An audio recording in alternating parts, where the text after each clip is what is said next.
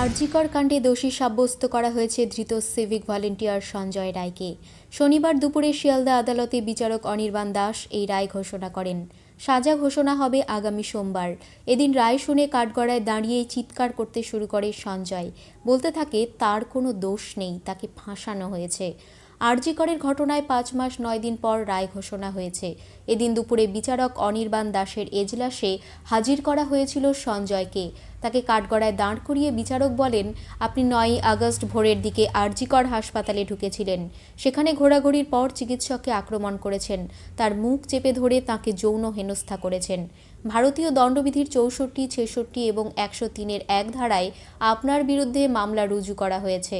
আপনাকে এই অপরাধে দোষী সাব্যস্ত করা হচ্ছে। এরপরে তিনি বলেন, আপনি যেভাবে নির্যাতিতাকে খুন করেছেন তাতে আপনার মৃত্যুদণ্ড অথবা যাবজ্জীবন কারাদণ্ড হতে পারে। বিচারক দোষী সাব্যস্ত করতেই চিৎকার করতে শুরু করে সঞ্জয়। বলতে থাকে, আমি কিছু করিনি, যারা করেছে তাদের কেন ছাড়া হচ্ছে? আমার কোনো দোষ নেই, আমার গলায় রুদ্রাক্ষের মালা। আমি এই অপরাধ করলে মালা ছিঁড়ে যেত।